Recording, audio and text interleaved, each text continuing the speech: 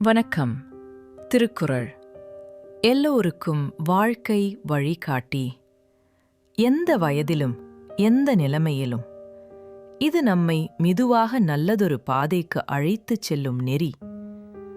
நாள் ஒன்றுக்கு 2 நிமிடம் மட்டும் கேளுங்கள். புரியாவிட்டாலும் பரவாயில்லை, நடைமுறைப்படுத்த முடியாவிட்டாலும் கவலையில்லை. கேளுங்கள், மெதுவாக உங்கள் மனதில் ஒரு மாற்றம் உருவாகும்.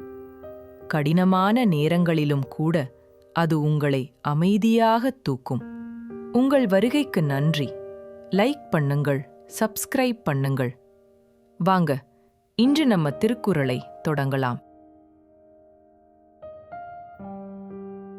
இன்றைய குறள் அதிகாரம் 15 பிறனில் விழையாமை. குறள் எண் 150. வணக்கம்.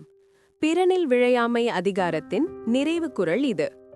ஒருவன் வாழ்வில் பல தவறுகளை செய்திருக்கலாம், அறநெறியில் இருந்து தவறி நடந்திருக்கலாம். ஆனால் அவன் செய்த அந்த தவறுகளை விடவும் மிக மேன்மையான ஒரு நற்பண்பு எது? ஒருவன் எதை கடைப்பிடித்தால் அவன் இன்னும் மனிதனாக மதிக்கப்படுவான் என்பதை வள்ளுவ இக்குறளில் ஆணித்தரமாக பதிவு செய்கிறார். அரண்வரையான் அல்ல செய்யினும் பிறன்வரையாள் பெண்மை நயவாமை நன்று. ஒருவன் அறநெறிகளை பின்பற்றாமல் பல தீய செயல்களை செய்பவனாகவே இருந்தாலும் அவன் பிறனுக்கு உரிமையான மனைவியின் பெண்மையை விரும்பாமல் இருப்பது அவனுக்கு மிகுந்த நன்மையை தரும்.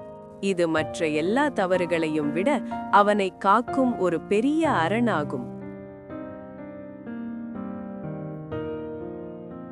வாழ்க்கையில் நாம் எத்தனையோ தவறுகள் செய்கிறோம். ஆனால் பிறன் மனைவியை விரும்புவது என்பது ஒருவனின் ஆன்மாவையே அளிக்கும் செயல்.